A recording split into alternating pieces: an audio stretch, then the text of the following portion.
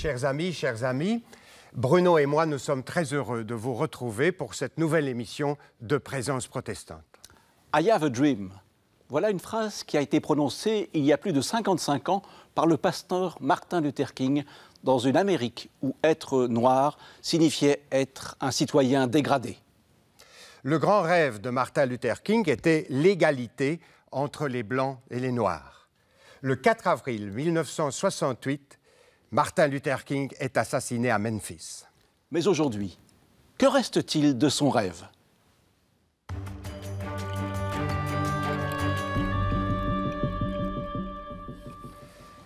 Pour nous en parler, nous sommes heureux d'accueillir Patrick Évrard, pasteur à Bruxelles. Bonjour. Bonjour.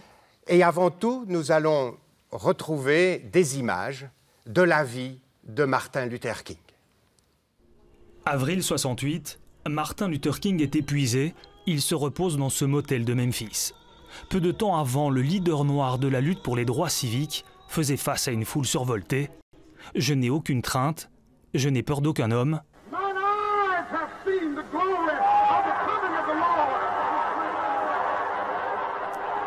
Martin Luther King sort sur le balcon de sa chambre, une balle l'atteint à la tête. Il mourra 1 heure plus tard à l'hôpital. Martin Luther King Jr. was killed tonight in Memphis, Tennessee.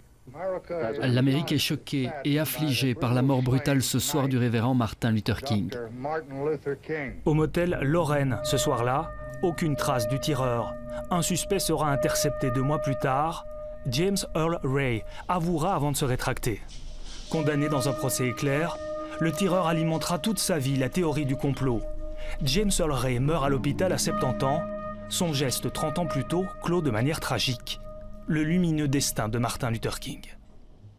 Le pasteur King naît dans une Amérique profondément raciste, où une secrétaire noire n'a pas le droit de travailler pour un patron blanc. Le quotidien des Afro-Américains dans les États du Sud est fait de privations et d'humiliations. King élabore une stratégie. Et si l'on se faisait entendre sans la moindre violence? Le pasteur organise une marche à Washington, l'affluence est énorme. Son discours au nom du travail et de la liberté est devenu mythique. La légende veut que l'expression, qu'il prononcera 9 fois, ne figurait pas dans les notes de son discours.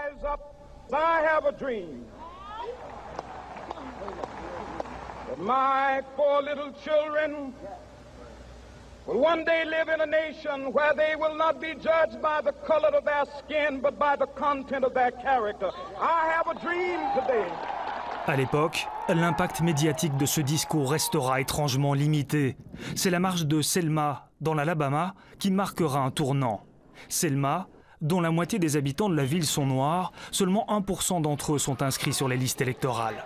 600 marcheurs pacifiques sont violemment arrêtés après quelques kilomètres.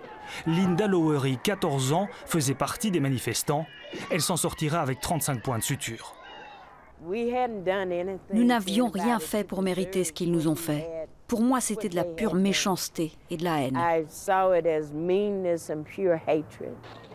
Martin Luther King bat le fer tant qu'il est chaud et relance une marche 15 jours plus tard.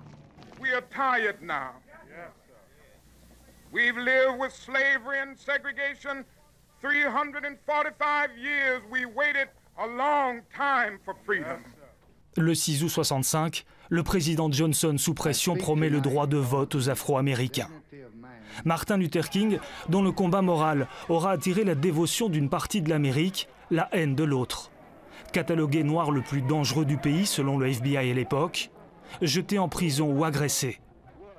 Assassiné à 39 ans, par une balle tirée de cette fenêtre vers le balcon de l'hôtel de Memphis, resté intact, un lieu où son rêve d'égalité est aujourd'hui devenu un musée. Monsieur Évrard, nous l'avons vu, Martin Luther King est devenu une véritable icône, même si chez les protestants, on a quelques difficultés avec les icônes et les images. Il est quand même cette figure emblématique. Qu'est-ce qui a fait cette figure emblématique pour Martin Luther King? Alors c'est vrai que c'est devenu une icône. Le problème souvent des icônes, c'est qu'elles manquent de relief et d'aspérité. Le caractère de Martin Luther King est un caractère sans doute plus complexe que ce cette espèce d'icône qui nous est restée. Je pense que ce qui est peut-être le plus important, c'est de rappeler d'abord son parcours. Effectivement, c'est un pasteur noir américain, baptiste, mais qui s'inscrit dans une lignée d'un christianisme social, ce que les Américains appellent le social gospel. C'est cette prise de conscience par les églises, tant blanches que noires, au début du XXe siècle, de cette capacité que les églises doivent avoir d'intervenir au cœur même de la société. Cette idée qui avait été émise par un pasteur, Rauschenbuch, qui lui-même avait été pasteur dans un des quartiers les plus difficiles de New York, cette idée qu'on ne peut pas simplement, entre guillemets, se contenter de prêcher l'Évangile, il faut aussi que l'Évangile transforme profondément la société. Et ça, c'est, je pense, une des premières choses peut-être à retenir, c'est que Martin Luther King s'inscrit dans cette lignée-là, cette lignée qui était déjà celle de son grand-père et de son père. L'autre partie, je pense, c'est effectivement cette volonté de l'émancipation des Noirs américains. Ce constat que, au fond, ce pays, l'Amérique, s'est construite à partir d'une révolution, de l'idée d'un citoyen. Et ce constat qu'il fait que l'Amérique, au fond, n'est pas à la hauteur de ses engagements. C'est d'ailleurs ce qu'il va dire dans son célèbre discours de 63. Ce n'est pas simplement un rêve, ce n'est pas simplement une volonté comme ça de fraternité, c'est l'idée qu'au fond, il y a un contrat social américain, spécifiquement américain, et que ce contrat social, au fond, a laissé toute une partie de la société en dehors. Et que, au fond, ce qu'il demande, lui et d'autres activistes noirs américains de la NAACP, c'est au fond que cette Amérique revienne à ses valeurs fondamentales et que donc réellement cette liberté, cette citoyenneté pour tous soit effective. Et je pense que ça, c'est quelque chose qui a marqué l'Amérique. Mais il va le faire quand même d'une manière tout à fait extraordinaire, avec la non-violence. Oui. Alors effectivement, cette volonté d'affirmer, cette volonté de revendiquer l'égalité, la citoyenneté, la justice, et la justice sociale, on y reviendra peut-être. Oui. Cette volonté, elle s'accompagne d'une réflexion que Martin Luther King a fait très tôt dans sa vie. Quand il est étudiant, il lit beaucoup Thoreau, qui, en 1849, écrit un livre sur la désobéissance civile.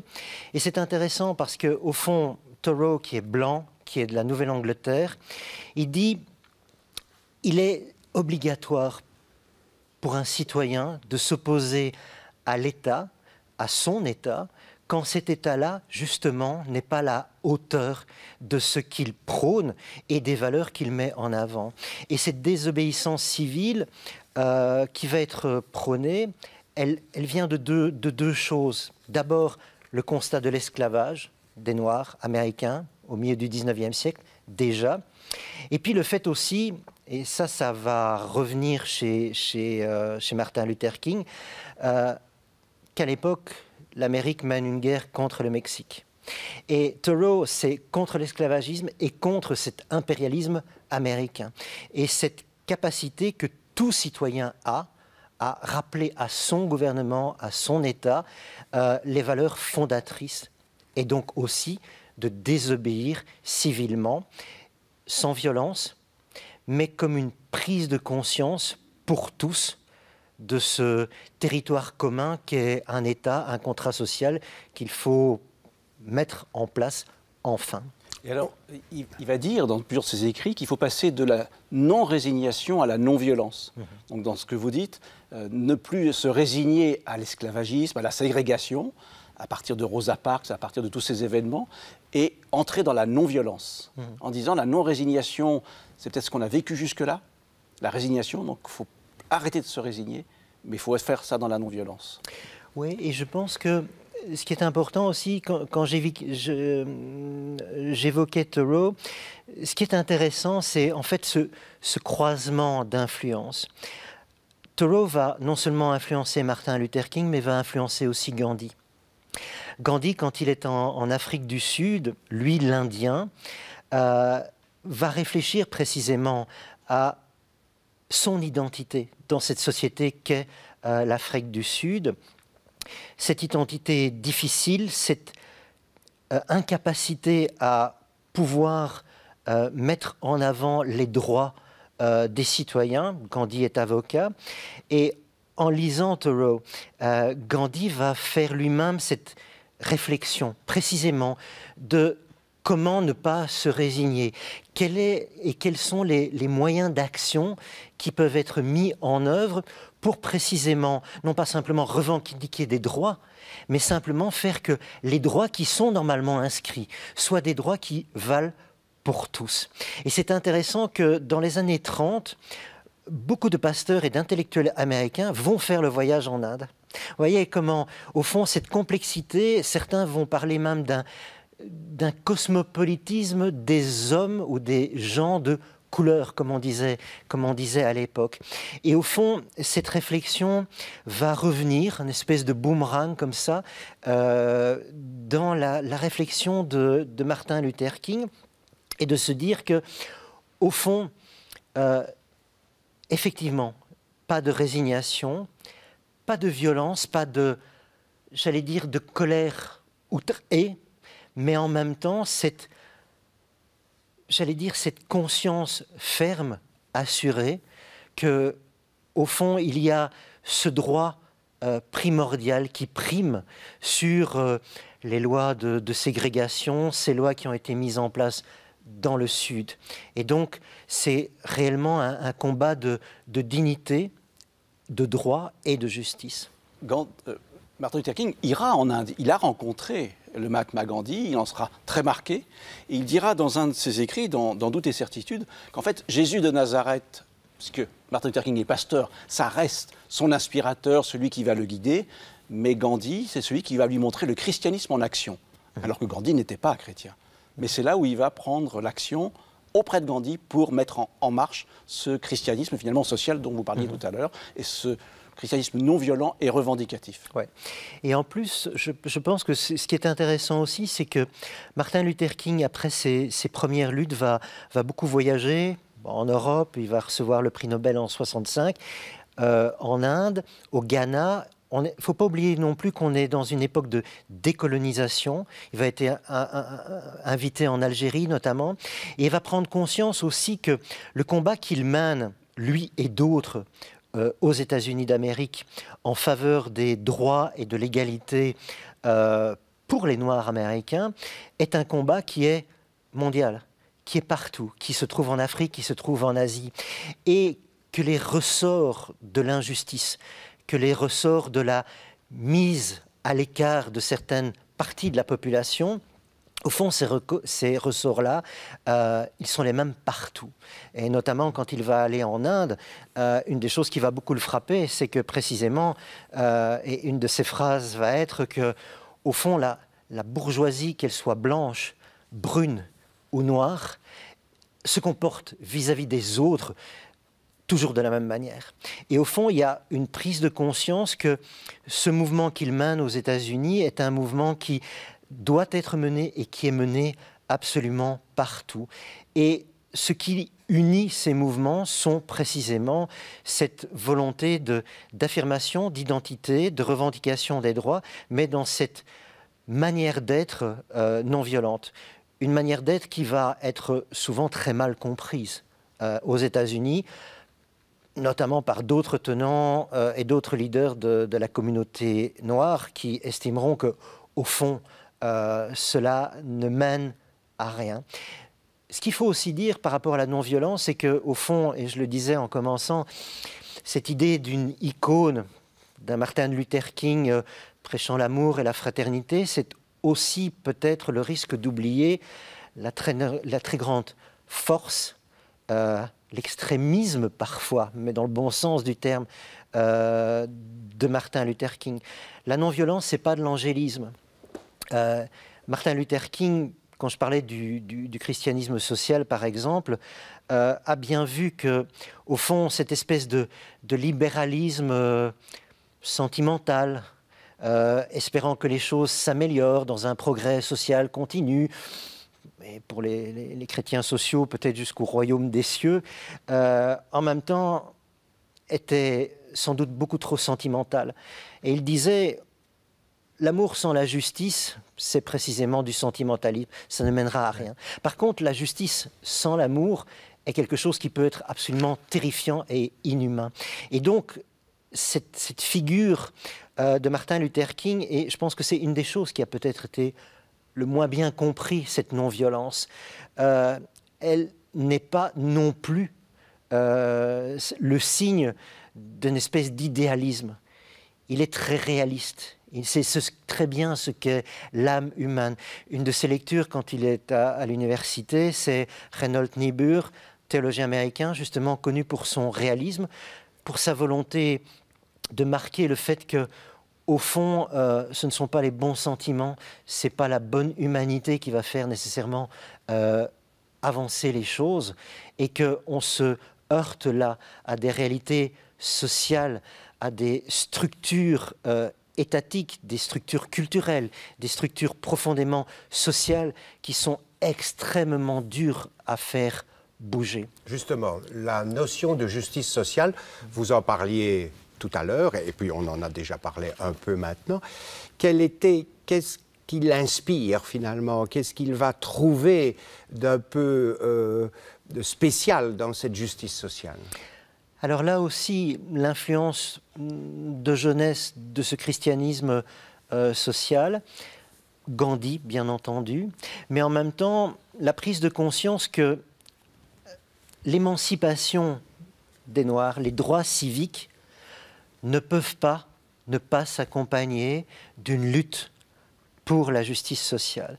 Notamment, pendant quelques mois, il va s'installer à Chicago avec sa famille dans un des quartiers les plus difficiles de Chicago pour pointer du doigt le mal-logement, on dirait aujourd'hui, les conditions inhumaines dans lesquelles les Noirs de Chicago, on est dans le nord là, on n'est pas dans le sud, le nord qui est censé ne pas être ségrégué, on est dans le nord à Chicago, et en même temps la condition des Noirs, la condition de tous les jours, est une condition qui est abominable. Et il veut vivre ça. Il veut vivre ça, il veut combattre pour ces droits-là. Et donc cette réflexion que les droits civiques, même s'ils sont acquis pour une part à ce moment-là, ne peuvent pas être suffisants. Et c'est une des choses aussi qui va faire que un des derniers combats de Martin Luther King avant son assassinat, ça va être cette marche de la pauvreté, blanc et noir, mais tous les pauvres des États-Unis marchant vers Washington. Il n'aura pas l'occasion de voir cette marche, c'est sa femme qui la conduira, mais cette idée qu'au fond, par-delà les droits, l'émancipation, les droits civiques des Noirs en Amérique, il ne faut pas oublier qu'il n'y a pas de droit civique sans justice sociale, c'est-à-dire sans égalité. Il va même travailler à un moment donné à un projet, on connaît les lois Tobin, ça date de 68, cette idée d'une redistribution pour que précisément, là encore, les États-Unis d'Amérique puissent être à la hauteur de sa charte fondamentale. Et ce qui est aussi remarquable avec Martin Luther King, c'est ensemble, y arriver ensemble, blanc et noir. C'est pas changer finalement pouvoir blanc par un pouvoir noir, mais c'est y arriver ensemble. Effectivement, parce que pour lui c'est très clair, le destin il est commun. D'un point de vue de pasteur baptiste, évangélique, mais en même temps en tant que citoyen. Le destin de la nation, le destin de cette humanité-là, c'est blanc et noir. Il n'y a pas de différence à ce niveau, parce que les mécanismes de la société, les mécanismes qui font que certains ont tout et veulent tout préserver de leurs acquis, au détriment d'une majorité ou d'une minorité, cela se retrouve partout. Et donc, il y a cette réflexion-là. Et je pense que cette réflexion-là aussi, c'est ce qui va motiver notamment ces interpellations contre la guerre du Vietnam. Voilà. Parce que ce n'est pas simplement contre la guerre comme telle, c'est aussi le fait que cette guerre est une guerre néocolonialiste, d'un pays riche contre un autre, de jeunes hommes noirs, majoritairement par rapport à la population générale des États-Unis, qui est envoyée là pour faire cette guerre-là. Alors que tout ce qui est dépensé au Vietnam ne l'est pas aux États-Unis pour justement ce bien-être social. On a fait allusion à son fameux discours qu'on a entendu, en plus dans l'extrait qui a été présenté tout à l'heure, I Have a Dream. Dedans, il dit qu'il a ce rêve que ses enfants noirs seront réconciliés avec les enfants blancs. Et ça va à l'encontre d'un certain nombre de mouvements, comme de ceux qui voulaient le pouvoir noir, une revanche du pouvoir noir sur le pouvoir blanc. Lui, il veut une réconciliation de la communauté humaine à travers les droits civiques et à travers la justice humaine. Et ça, c'est son influence à ce moment-là. C'est l'Évangile, plus particulièrement? Oui, je pense, parce qu'il a cette compréhension précisément que la justice économique, justice sociale, ne peut pas se faire les uns contre les autres. Et ça, je pense que c'est une compréhension qui est très évangélique, clairement. C'est aussi celle de Gandhi, dans un autre cadre. Mais il ne faut pas oublier non plus l'influence de penseurs chrétiens sur Gandhi, notamment Tolstoï. Donc, il y a bien cette réflexion-là. Ce n'est pas un pouvoir contre un autre, parce que sinon, l'injustice perdurera. On changera simplement les acteurs, ou en tout cas la figure des acteurs, ou en tout cas la position des acteurs, mais la justice ne sera jamais là. Et je pense que c'est une des choses peut-être qui a été peut-être minorée dans le combat, en tout cas dans ce que nous, aujourd'hui, avec les décennies de recul, c'est oublier ce combat social, politique, syndical de Martin Luther King. D'ailleurs, quand Reagan va signer le fait qu'il y ait un jour Martin Luther King, dans son discours, il va parler de Martin Luther King, le communiste. Il restera marqué pour certains qui le détestent finalement, d'une certaine façon, comme étant le communiste qu'il a fallu abattre et que certains ont abattu. Alors qu'en fait, il est fondamentalement pasteur. On l'a dit, et tout son discours sur la non-violence comme étant une épée d'amour, une arme d'amour, il est marqué par ça, et c'est son combat. Et je voudrais faire allusion à ce qu'il parle, il en fait référence souvent, cette nuit du 27 janvier 1956, où il reçoit un coup de téléphone qui le bouleverse parce qu'on lui annonce qu'on va le tuer, etc. Et il est travaillé, et il raconte dans ses mémoires, et des années plus tard, il en fera référence, il dit « Je me suis mis à prier. Je dois avouer qu'aujourd'hui, je suis au bout du rouleau. » Il a eu des périodes difficiles, ça n'a pas été toujours facile. Il dit « Je suis en train de craquer, de perdre courage, je ne peux pourtant pas laisser les gens me voir ainsi. » Et il poursuit « À cet instant, j'ai cru entendre une voix intérieure me dire « Martin Luther, lève-toi. Oui, lève-toi pour le droit, lève-toi pour la justice, lève-toi pour la vérité. » Et je serai avec toi, même jusqu'à la fin du monde. Et il poursuit, oui, je vous le dis, j'ai vu l'éclair, alors là c'est le prédicateur qui parle, j'ai entendu le grondement du tonnerre, j'ai entendu les forces du mal se jeter sur moi, essayant de s'emparer de mon âme, mais j'ai entendu la voix de Jésus me disant de poursuivre le combat. Il a promis de ne jamais m'abandonner, de ne jamais me laisser seul, non, jamais seul. Cette foi qui va le guider, qui va le porter même dans les moments de pire dépression qu'il va connaître. Effectivement, et je pense que là aussi, avec le recul, on ne comprend pas assez l'isolement de cet homme. Effectivement, sans doute l'homme le plus haï de son vivant. Et pourtant prix Nobel de la paix. Et pourtant prix Nobel de la paix. Et ce qui, malgré, j'allais dire, ces moments de dépression, parfois très profonde, va lui permettre de tenir le coup. C'est précisément cette foi.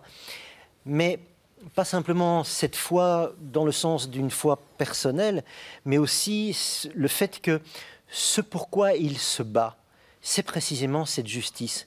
Et cette justice qu'il comprend comme une justice évangélique. La justice dans l'Écriture, c'est ça. C'est l'harmonie, c'est le juste équilibre, c'est la justesse du rapport et la justesse du comportement. Ce n'est pas simplement une justice sociale, mais cette justice évangélique. Alors, aujourd'hui, 50 ans après sa mort, qu'est-ce qui nous reste? J'ai lu dernièrement qu'à Memphis, les enfants noirs sont 4 fois plus nombreux à vivre sous le seuil de la pauvreté que les enfants blancs.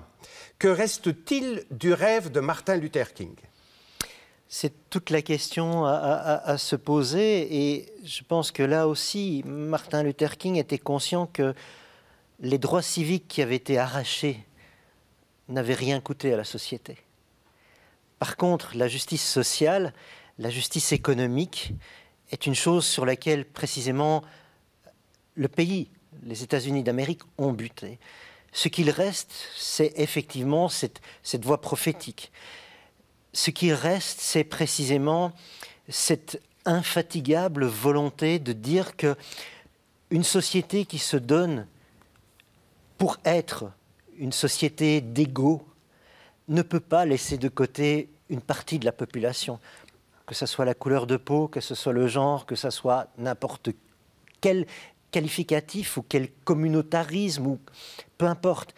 Et aussi le fait que, et ça peut-être on le reprend maintenant, c'est l'idée que là encore, la justice, elle est là et elle doit être là pour tous.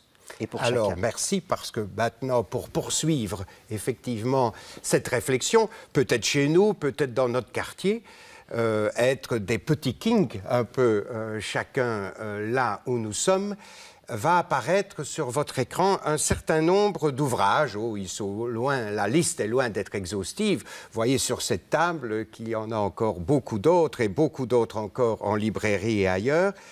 Et donc, nous allons vous présenter très courtement ces livres. Il y a tout d'abord le livre de Serge Mola, Martin Luther King, le prophète. Il y a celui du professeur de théologie de Strasbourg, Frédéric Rognon, Martin Luther King, apôtre de la non-violence. Christian Delorme, Prier avec Martin Luther King. Et enfin, pour sortir un petit peu des livres théologiques, des livres sérieux, il y a une très bonne bande dessinée, Martin Luther King, Le rêve assassiné. Je vous recommande parce que c'est une bande dessinée très historique qui permet d'aborder avec une partie didactique à la fin. Alors, merci beaucoup Patrick. Merci à vous. Pour toutes ces choses évoquées et qui auront certainement dans la vie de tout un chacun un écho. Martin Luther King disait « Nous devons apprendre à vivre ensemble comme des frères, sinon nous allons mourir tous ensemble comme des idiots. 50 ans plus tard, tout est encore à faire. » Une bonne soirée et à bientôt pour une prochaine émission.